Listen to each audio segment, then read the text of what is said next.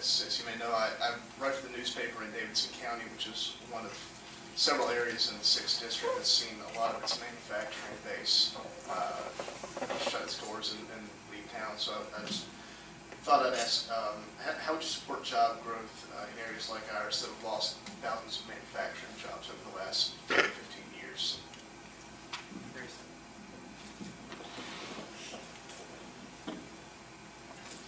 I think we have to look at developing new industry.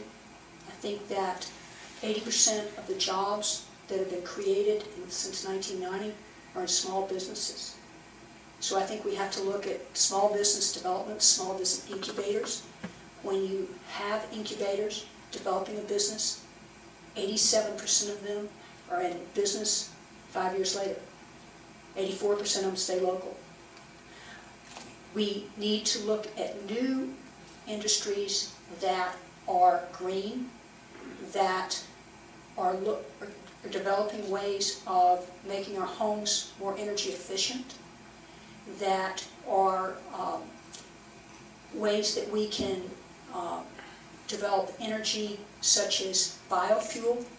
We need to, particularly in agriculture, I think this would be an opportunity for a new business in Davidson County.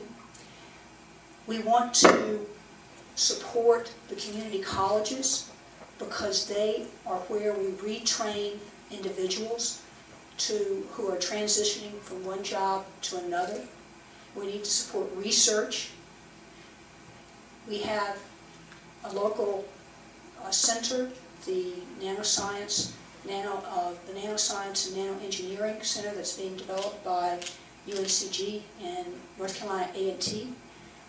This is a center that will hopefully develop new technology which can result in local jobs, and we want to have local jobs developed because this saves transportation costs and energy, which will take some pressure off fuel costs. Me? Okay. Everybody's familiar with NAFTA, CAFTA. One day they want to give us the SHAFTA, I think. They keep going on.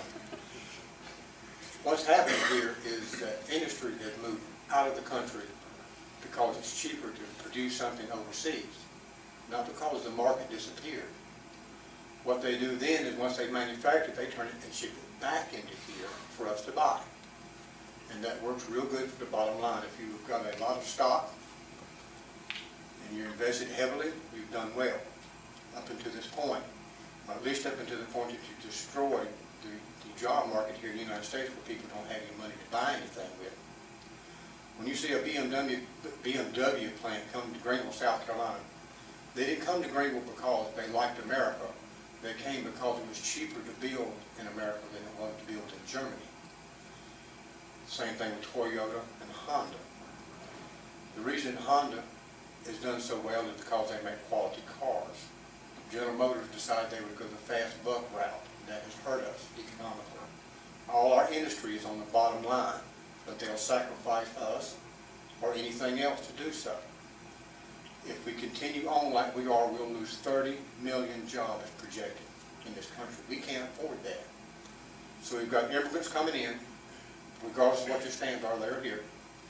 You've got immigrants wanting to come in to take our technical jobs now. We're not talking about just picking lettuce. We're talking about picking good engineering jobs. Bill Gates was, on March the 7th, Bill Gates appeared before the Senate subcommittee, and the whole deal that he was up there about was he wanted immigrants from India, because these are intelligent people, to come over here. They're engineers. I guess that to me, that was an insult to every engineer student that's in this country. And so if this continues, we won't be the America that we used to know. As a matter of fact, this is not the America that I even grew up in. If you see people standing on the sides of the road with signs saying work for food, some people claim that's a racket, but it's not for all of them. I didn't see that when I was growing up here in Greensboro. You didn't see a lot of things that you do now. But anyway, trade is very important, and we really went south on that one. I would support the immediate repeal of NAFTA and CAFTA, for it's not only shipped American jobs overseas, but it shipped the American dream with it. I do have plans for job growth here, and I believe Teresa mentioned a bit of my plan just a minute ago. I've talked to tobacco farmers and I've talked to folks in the biofuels industry. Tobacco farms are not making money. They're not making profit. There's a lot of rural farms in Davidson County specifically, Randolph County, some of the other rural areas. This district is much larger than Greensboro. I've talked to both the tobacco farmers and the biofuels folks, and we can put them in the same room. Tobacco farmers can convert from growing tobacco to growing food products such as corn and soy for biofuels, for alternative fuel methods. And we can take all the empty mills in the I-64 corridor, which stretches from Moore County in the district, all the way out towards Goldsboro in the Raleigh area, and we can turn those into refineries for biofuels.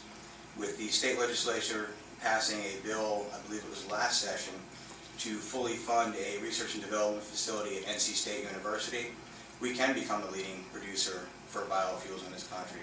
We can put it on the corporations coming in the biofuels industry, the refineries, to retrain these folks so they don't have to pay to go to college to get new retraining.